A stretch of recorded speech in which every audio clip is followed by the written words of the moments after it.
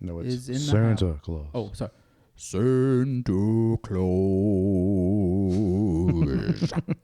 is here with us. I'm not gonna lie. This is gonna be my white elephant gift for the youth Christmas party.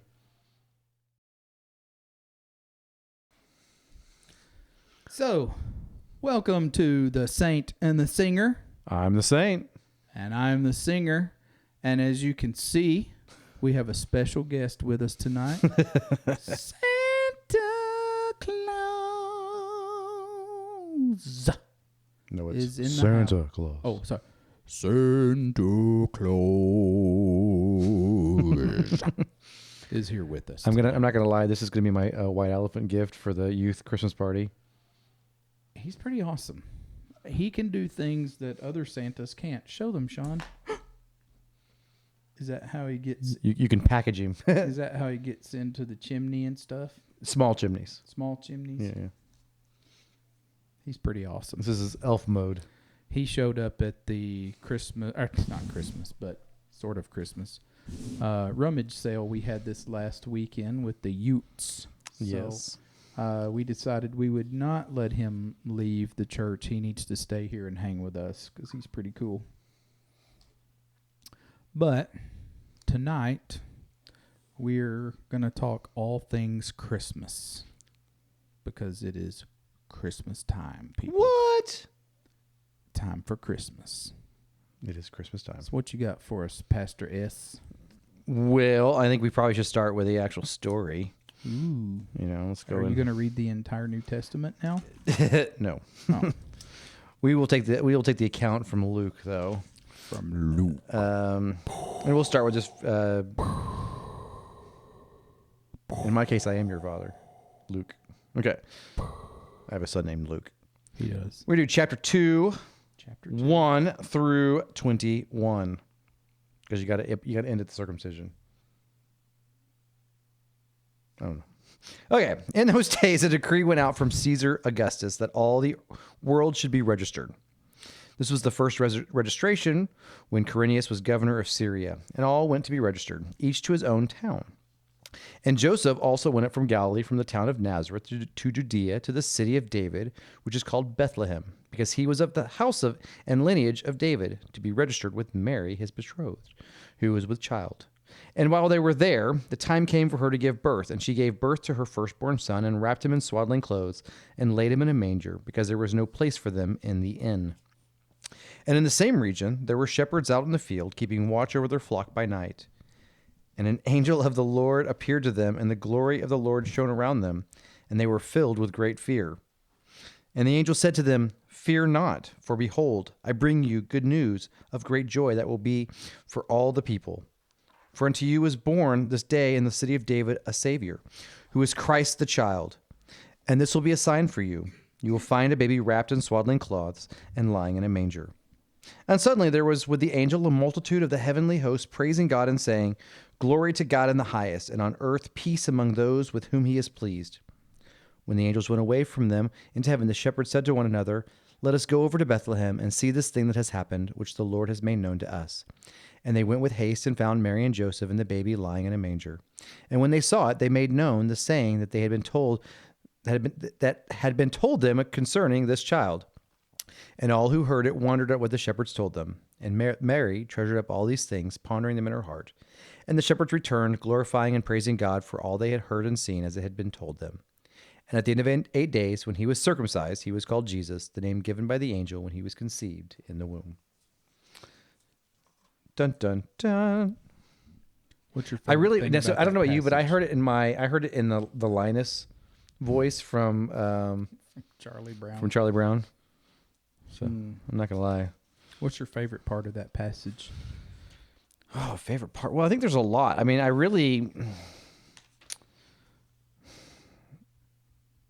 I think there's so much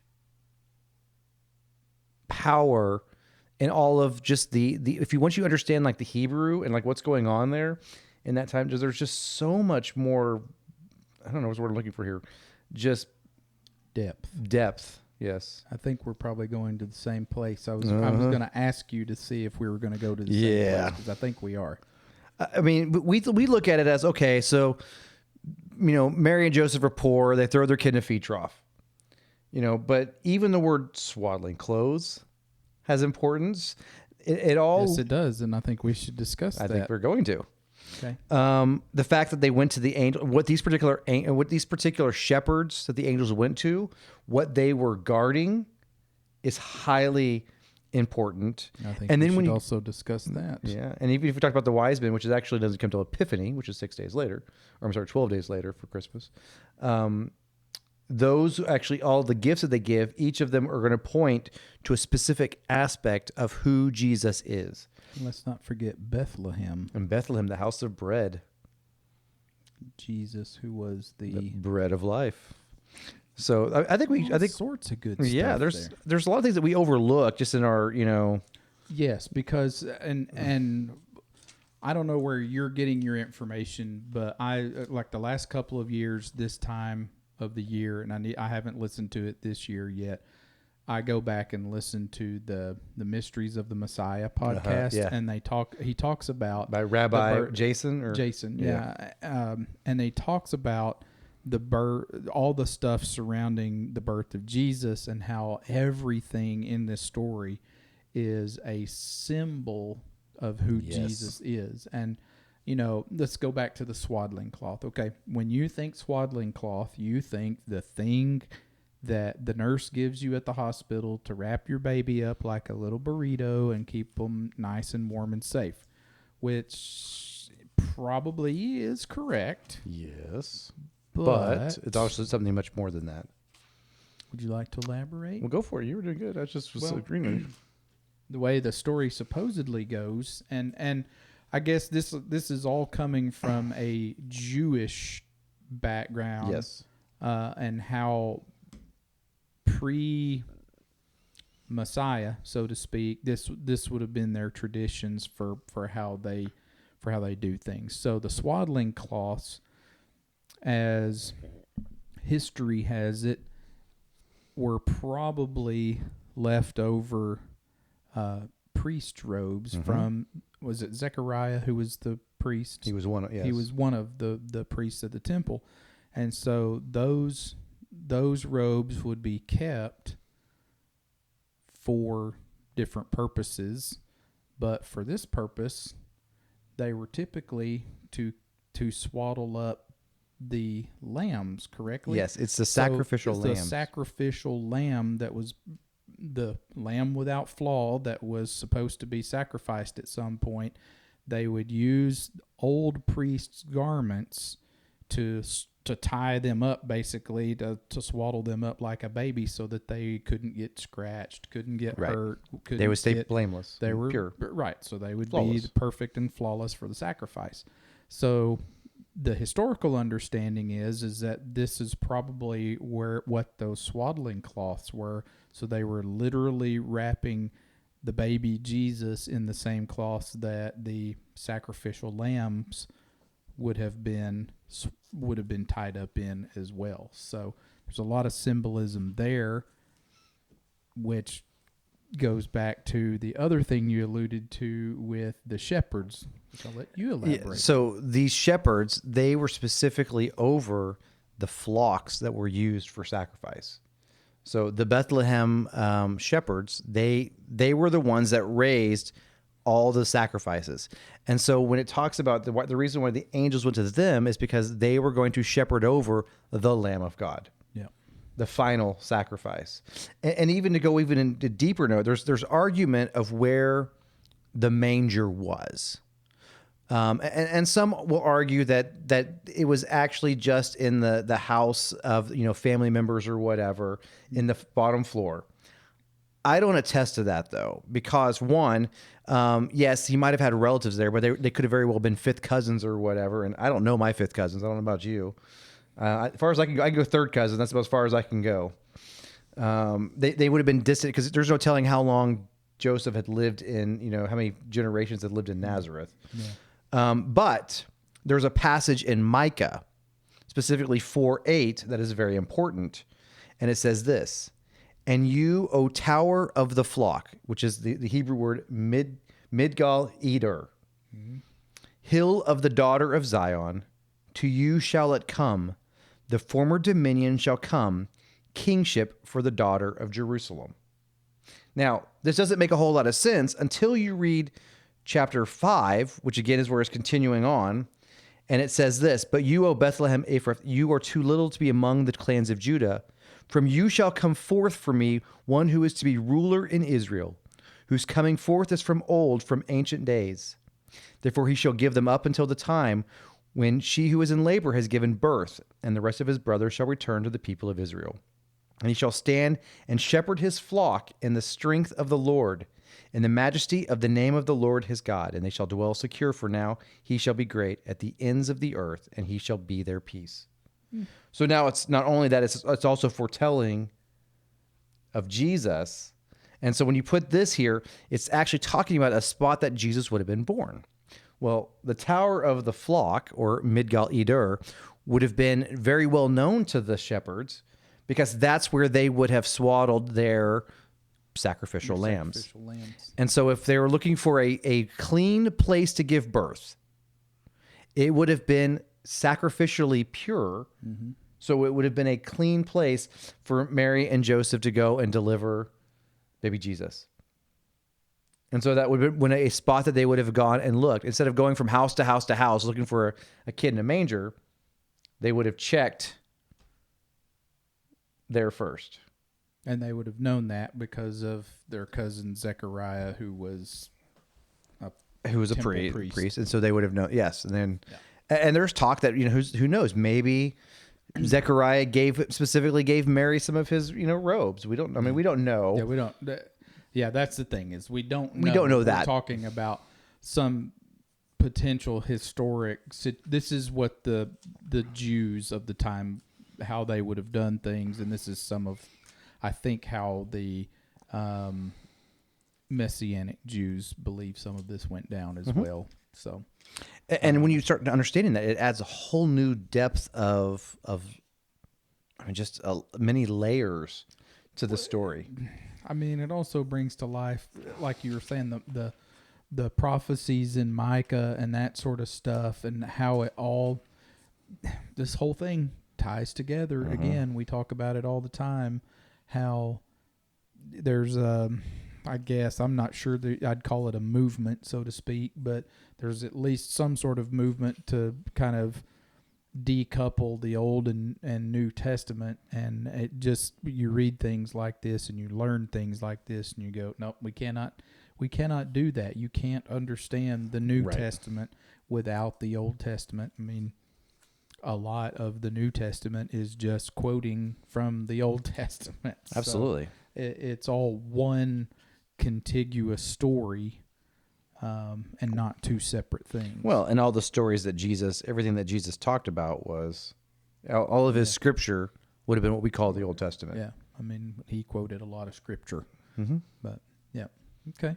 And then, like we mentioned, you had Bethlehem, which means house of bread, and Jesus calls himself the bread of life. And there's we're probably skipping over some. I'm trying to remember some. Well, the gifts, each of the gifts represent something that the wise men bring in the Matthew account. So gold is a gift for a king. Mm-hmm. Frankincense is a gift for a priest. That's what the priest would use as one of their offerings in their temple rites. Mm-hmm. And myrrh is for burial. So it's also showing that the coming death that Christ will have for all of us. It's got a priestly king who dies. Yeah. Pretty cool. But again, if you don't understand, you just say, oh, they just brought 3 gifts. Well, why did they pick those 3 gifts? That just makes no sense. But when you look at the actual story and understanding in the historical context, it adds, That's the word I've been trying to spit out. I know. I've been having trouble. Historical context. Yes. Go back and edit that and add historical context. I'll say historical context. Historical context. Historical context. Just in case those need to fit different ways. Yes, because Elmo needs to say a historical context. Historical context. Elmo love. I'm trying to think of other things that I've learned over the years that are valuable to this story. there's a lot of things that we don't know. We don't know how many wise men actually were there. Mm-hmm. You know, church history or mythology, I guess you could say, we'll say there were three, and they gave them all names. You know, Balthazar and Gaspar, and I forget the last one. But that's just the only thing we know is that they brought three gifts. We don't know how many people actually came. They aren't necessarily wise kings. They were most likely they were scientists essentially from probably Babylon area, Persia, things like that. And in fact, it would have been actually from Daniel. When he was there, he was one of the magi, and he introduced the Jewish scriptures. And so that, you know, over the next 400 years, they are studying those. And so then they would start to see, and when they see the sign of the star, which is another thing we can talk about. Which appeared on December the 24th for sure. Yeah, no. And it also wasn't 0 AD. Oh, yeah, dang it. Yeah. What was it? So between between 4 and 6 BC. Yeah. And that's because Herod was dead by 0 AD. Gregor got his calendar off a little bit. So. Stupid Gregor. I know. He was so close. He's my least favorite person. Greek. Yeah, he wasn't Greek, but anyway. No, he's Roman, wasn't he? Where's Gregor? You sure he wasn't Greek? He was I think he was a German monk. Oh, yeah. In like the, I don't know. I don't remember which century. I don't know anything about It was many centuries after. It wasn't like, so. I still The think Gregorian calendar was when it started. I still think I would prefer the Jewish calendar anyway. Oh, I would too. I think it made more sense. He's still my least favorite person wherever he's from and whenever he's from. He probably invented daylight savings time too.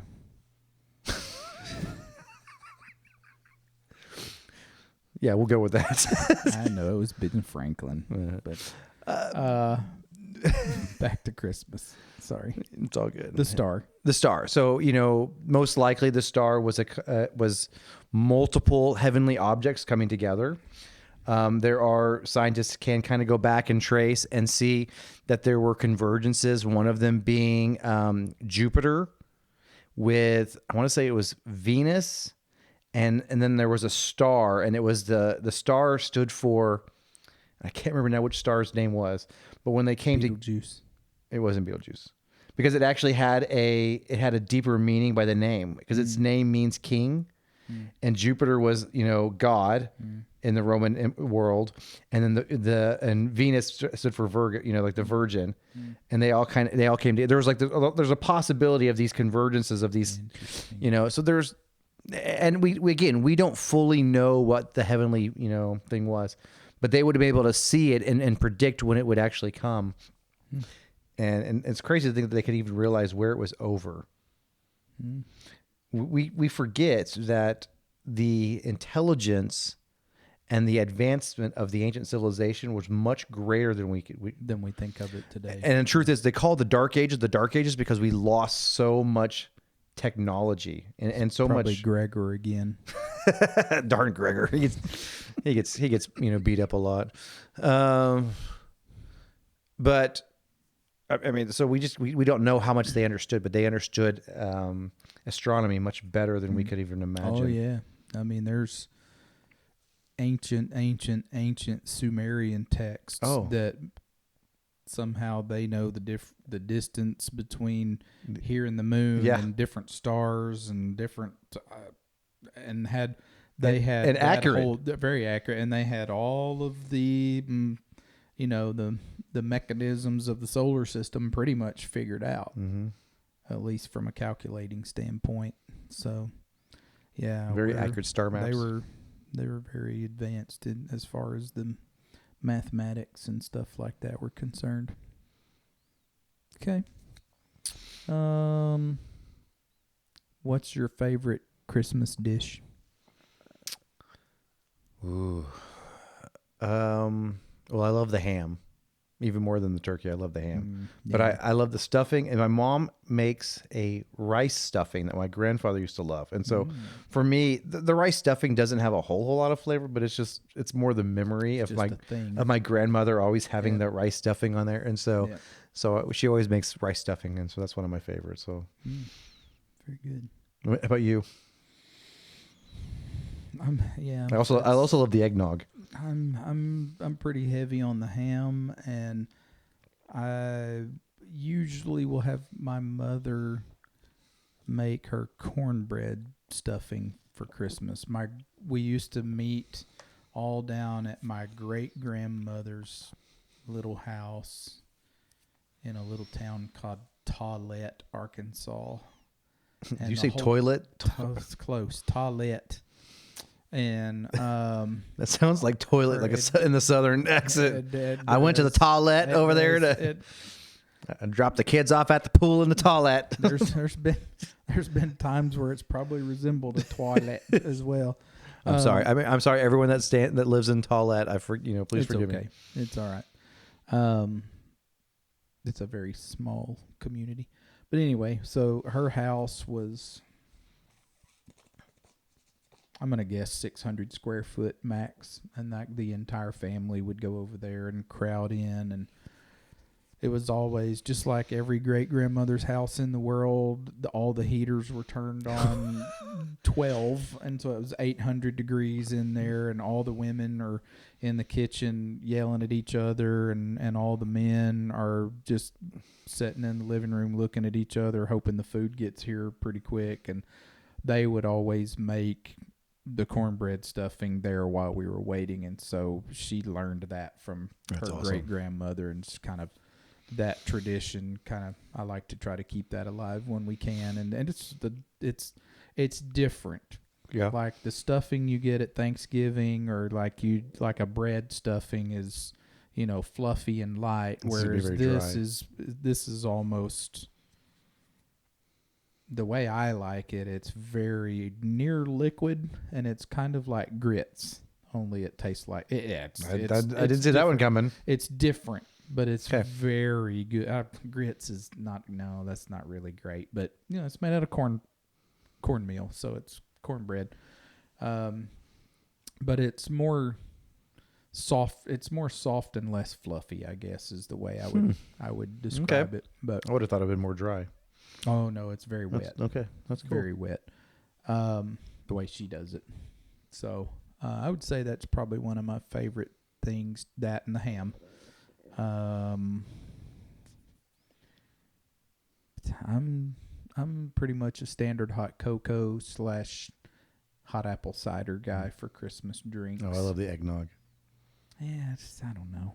I've never been able to love eggnog so much. As a kid, I didn't, but I mean, it's okay. I don't hate it, but it's just not my thing. It's too heavy. so here's the question: favorite Christmas movie? Like, what's your go-to? Like, if you're gonna watch a Christmas movie as a family, what? Oh, as a family? Yeah. Oh, is it Christmas Vacation? Is Die Hard a Christmas movie? I would. Okay, that's a lot of questions. No, I'm just kidding. That last one was just a joke. But anyways, So I would submit that Die Hard's a Christmas movie. I would second that. The go-to, it's probably a toss-up between, like, it's not Christmas unless we have seen Christmas Vacation. And I'm sorry, I know this is a church deal, but it can't be the edited for TV version. I watched the edited for TV version the other night, and his rant there at the end when he gets the Jelly of the Month Club thing just doesn't hit with taking all the fun words out of it. I know I'm not supposed to be a proponent of foul language and all that sort of stuff, but We'll pray for you later. we'll pray. Yeah, please do. I will take all the prayers that you guys are willing to send my way, but it's got to be the full version of Christmas of Christmas Vacation, and it's not Christmas if we haven't seen Elf. I love it when he jumps into the Christmas tree. Absolutely. Personally, I have two new adult favorite, actually maybe three adult favorites. Love Actually is a wonderful movie. It's got a lot of stuff that's probably not appropriate, but it's a good movie. And then Last Christmas is kind of becoming one of my new favorites. And the first time I ever saw it was maybe 2 years ago. And have you seen it? It is so good. I don't want to tell you what it's about because I think you should watch it. It sounds like a Hallmark movie. No, it's very surprising. Okay, Last Christmas. Last Christmas, and it does feature the song Last Christmas a lot, which I cannot stand, but the concept of the movie and where it ends up going like leaves me in tears every time I watch it. It's a great movie. And then I went counter to everything that every church person tells me not to do, and I went and watched Santa last week with Jack Black as Satan, where the kid's got dyslexia and he writes a letter to Santa, but it spells Satan and it gets delivered to Satan. That movie surprised me as well. I watched it with a not so open mind, but by the end of it I was like, okay, that was a stupid, really cute story. And it actually has a good message. It's pretty entertaining. I'll take your word for that one. It's actually really good. That's okay. I still want to see the one that was last year where was it Violent Night or whatever? Oh, yeah. I never did, I haven't but seen that one. No, that one, it takes a turn at the end and you go, oh, okay. I mean, it has a really good message to it. And it's Jack Black pretending to be Satan. So pretending to be Santa. No. Okay. No. Just he pretends to be Santa for 30 seconds, and Okay. then the rest of it is he's out in the open. Gotcha. Spoiler alert. Turns out not to be Satan anyway. But it's pretty funny. It's pretty funny. Okay. I'm not saying it's my favorite, but I watched it because of all the, you hear all the stuff about it. I watched it, and I was like, I did not expect this to be this good. It was good. I have not sold my soul to the devil yet. Considered it. We'll continue praying for you. Please continue to pray for me for so many reasons other than my movie choices, but yes. This is why I'm the saint. Yeah, and I'm the singer. No, just kidding. I'm kidding. But yeah, it's not Christmas if we haven't seen Elf, Christmas Vacay, and Love Actually. And usually by this time I've also seen Home for the Holidays, which I haven't seen yet. That's usually my Thanksgiving tradition that moves me into Christmas. That's another wild one. I forgot about that one. Yeah, it's a good one. How about you? So I'm much more old school. Scrooged with Bill Murray. That's one of my classic go-tos. I love, and I've always loved the Christmas Carol, just the story. I've read the book. I've seen the play. We show the Muppet one to the littles. The Muppets Christmas Carol is a classic. Light the lamp, not the rat. Great line. It's just my kids loved it. Yes. The littles. We watched that just a few days ago. So I love Scrooge. I always have. That one's pretty. It's just so there's so much witty things, but Bill on a more Murray. serious note, we always watch White Christmas. Oh, yes. You gotta go with.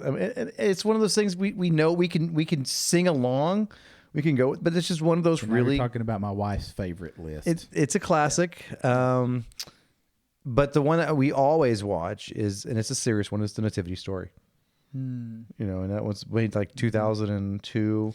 Yeah. It does a beautiful. Actually, it's got the guy that played Poe Dameron from Star Wars. Yeah, and it's well done. It's very well done. Very well done. I think it's one of the, I think it's just a very powerful one. So that's usually one that we watch right up next to Christmas. We also watch Elf. We also we showed It's a classic. Christmas Vacation to the bigs. I mean, obviously, I don't watch it with the littles for many reasons. But yeah, those are probably my go-tos, and we'll see. It's a Meaningful Life, or It's a Wonderful Life. Wonderful Life, yeah. Every so often, the kids often watch the VeggieTales Christmas ones. There's like 4 different versions, so we see that one playing in my house a lot. Charlie Brown Christmas is a classic that we play quite a bit. Yeah. I can't do the claymation stuff anymore, though, or the stop motion stuff. It's too creepy for me now. Yes. I mean, we haven't. That is one of them that we were trying. We were going to show them. We ended up watching the Christmas Chronicles 1 and 2 instead. You know, the Christmas Chronicles is pretty good. I gotta. Here's the thing. So when you watch the second one, it actually talks about the story of Saint Nicholas as a bishop in Turkey. Now it goes off the rails when he finds these elves and they give him the Star of Bethlehem. Right. But there for a moment there, they actually had who Nicholas really was. Really was. Oh, another one. Pete's Christmas. It's another one. It's another weird one. It's like Groundhog Day, except for it's Christmas. Okay. It's a good one. Yeah, those are. I think if there's any other go-to Is it movies. The Christmas Project? I always forget. There's one more that we watched a few years ago, and it's about this family, and the overarching theme is they always pick a family in town to be Santa Claus for, so like a less fortunate family. And it turns out their mom chooses this family that is basically bullying her kids, and she doesn't know it. And so they have to learn forgiveness and grace and mercy while being basically secret Santas to the kids that are bullying them at school. And then they come to find out that they're basically home alone with no parents, and their home life is terrible, and they all so again, another movie that kind of surprises you with the message, and then you go, oh, okay, that's really good. Yeah, I would say probably my new favorite this year has been The Best Christmas Pageant Ever. Man, I haven't seen that one yet. It is so well done. Dallas Jenkins did a phenomenal job, and just the parents, their the quirkiness of things. The Herdmans are absolutely hysterical. I mean, the kids nailed it.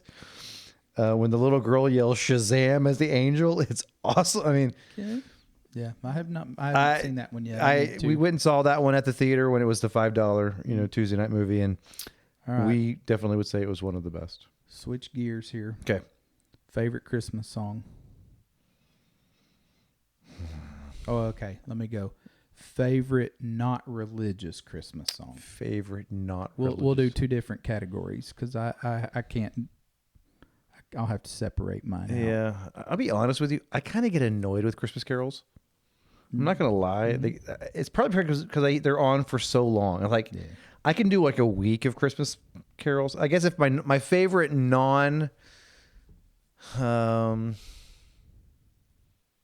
Actually, while you're thinking, let's take a quick break. I got to go check and make sure we're not running out of ones and zeros. Sounds good. All right, we're back. Okay. I would say probably my favorite non-Christmas, are some of the classics from when we were kids. Frosty the Snowman, it was always a classic, and Oh Christmas Tree. Some of the classics. I don't know. Now there are some fun ones, that come out later on and stuff. But so there's a new one by Crowder, Elf. What is it called? Elf. Basically, he talks about how the elves are all just basically they need to unionize. Nice. It's on the Milk and Cookies. Check it out. There's that one, and there's also the Mrs. B's Ballad or Mrs. C's Ballad. And so she basically wants Santa to shave his beard, and she's tired of Christmas all year round. She's like, she just wants to go to Cabo or something like that. Nice. So those are pretty entertaining. I laughed really hard. I can't make it to Christmas without hearing the Santa Claus and His Old Lady by Cheech and Chong. Yes. Okay. Classic. And the 12 Days of Christmas by... I can't remember what they call themselves, but it's like... Oh, is that the one where... Rick Moranis and his buddy that played the weird guys from Minnesota. Yes. With the beer in a tree. Yeah, that one. That's a classic. It's not Christmas till I've heard those. Yep. And then...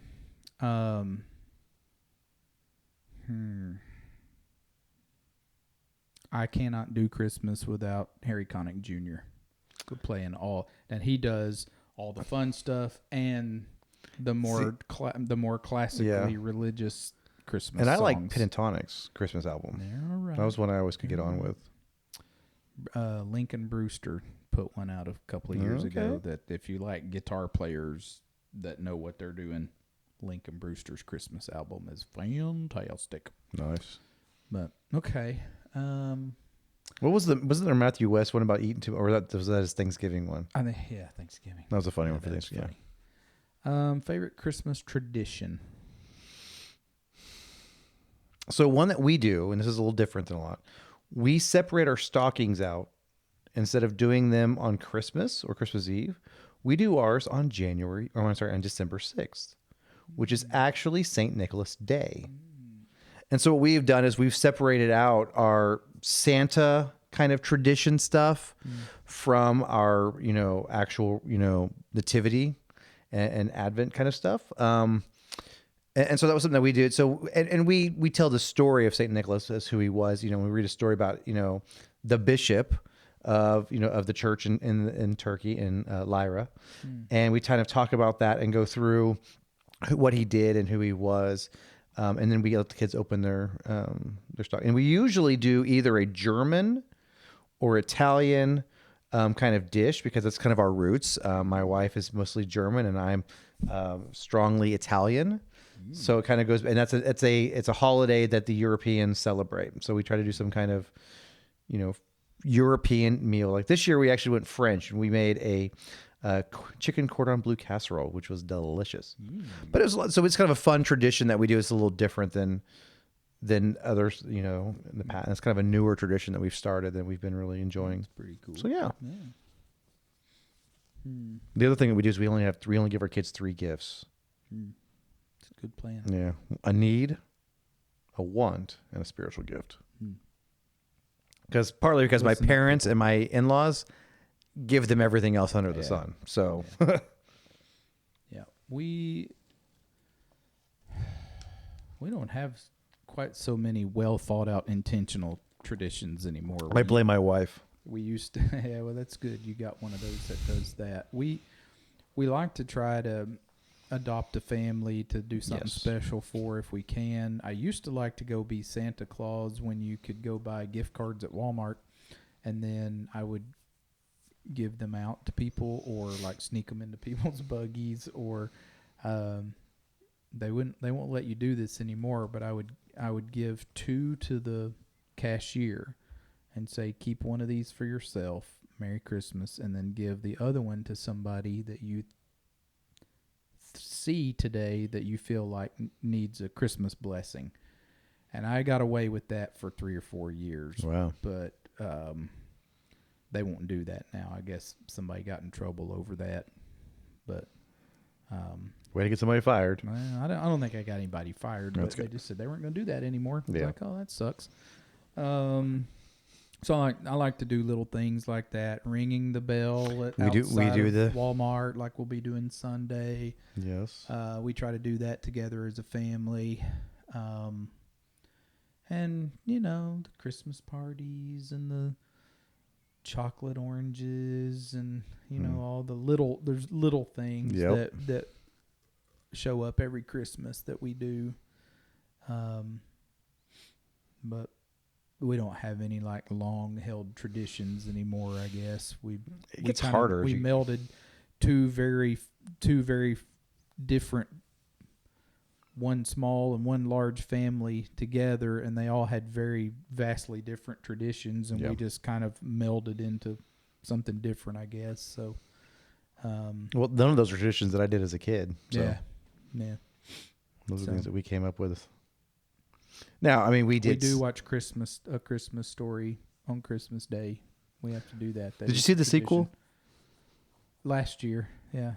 Actually, I thought it was pretty decent. It was okay. It's okay. I thought it was funny when the kid ran into when they built the snowman over the the stump. That's not nice. Children don't do that. Okay. Well, it was the cop's kid, so. Yeah, well.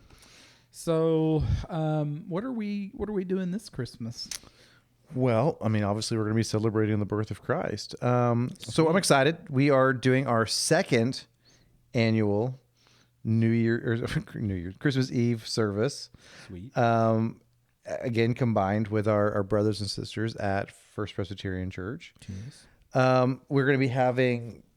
Well, I'm not going to go. I'll spoil all of it, but we do have the children that are going to be acting out a rendition of "'Twas the Night Before Christmas." Oh boy. Not the play, not the poem from the 1800s, but a remake about the story of Jesus's birth and the angels coming.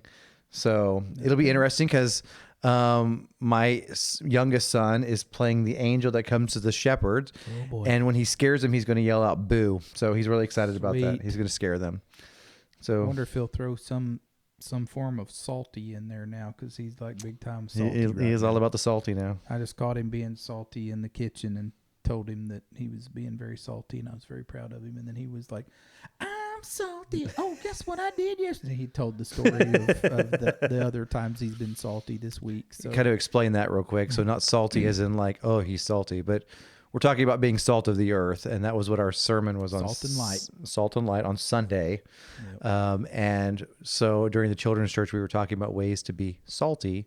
And then this week, my littlest one has been trying to find ways to be salty. he's picked it up. He has. He's owning it. It's awesome, dude. It's So awesome. he's embracing it. He's helped his brother up, get out from under the bike when he fell on the bike, and Yep, he was helping Miss Kaylee earlier being salty, so he's picked it up, buddy. I'm glad they're listening. Yep. Somebody's got to be. Yeah. Well, I guess two out of the whole What did you church. talk about Sunday? Yeah, Jesus. So we're doing that. I still have to pick songs. Yeah. And hymns, I guess. I'm going to be showing that pick video those. during when we. Oh, that's a so good video. He's got a video. I got a video. It's telling a beautiful poem as the Christ candle will walk down or as the little, what are those things called? The thingies. The thingies that have the light on it, and they'll, as they're walking down to light the Christ candle, it'll be playing in the background. And my favorite part at the very end, Silent Night. Silent Night. We by will candlelight. we will draw the lights down, Yep. and we will pass the candles, and then as the Christ candle is carried out, we will all walk out. Yes. Such a beautiful way to leave. And then are we doing cookies again? Of course, there's cookies afterwards. Cookies and drinks afterwards, people. You come get your Jesus. You get your laugh on with your children. You'll get your candlelit Silent Night, and then you get cookies and drinks. I mean, Santa's coming early on December 24th, and he's straight up stopping here, people. Oh, wait, I better not say what I was going to say. I'd ruin it for somebody. This Santa will be I just tell my kids that Santa's been dead for 1,700 years. So Okay. All right. Well, anyway, sorry. But yeah, we're gonna have a good time. I think it's my favorite night of the year. It's growing up. It's toss up for me for Easter. Growing up. Yeah, I get it. It's tough, but Easter's the morning. It is okay. Night. I'll give you. Growing up, I come from a tradition who doesn't really believe in holidays. Like we celebrated Christmas, but we didn't really tie it to church, Sure, so to speak. So unless Christmas Eve was a Sunday or a Wednesday, we weren't at church. Oh, and wow. if we were at church, we weren't really doing anything It special. was just another day. Just another day, right? So as an adult, I have grown to absolutely love Christmas Eve because I'm at church for a purpose, a special purpose. Absolutely. And yes, I know that there's all sorts of historical anomalies and inaccuracies about Christmas, and I don't care about those.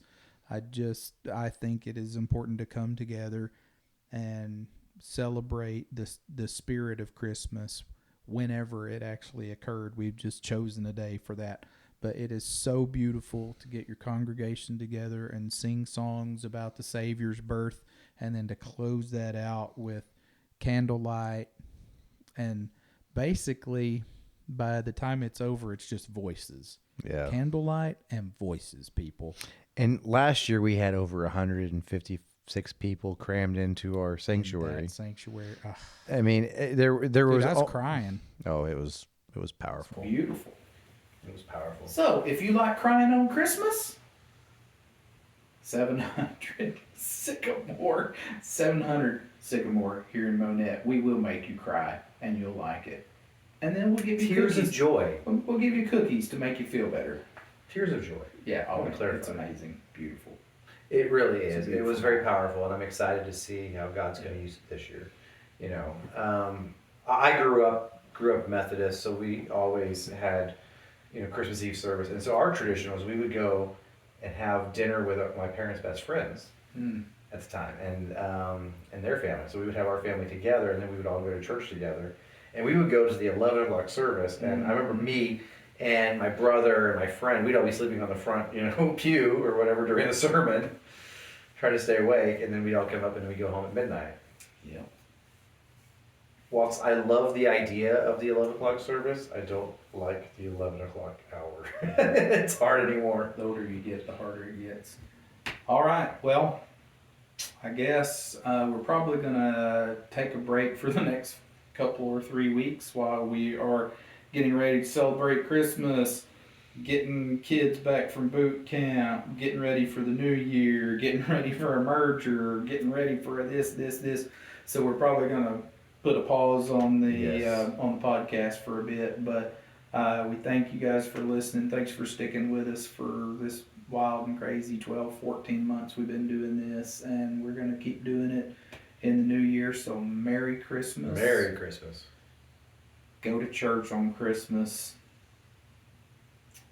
and then go to church every other time you can. And we love you. We thank you for listening and watching. This is The Saint, I'm Saint. And this is the singer. and that's Santa. That's Black Santa. See y'all next year.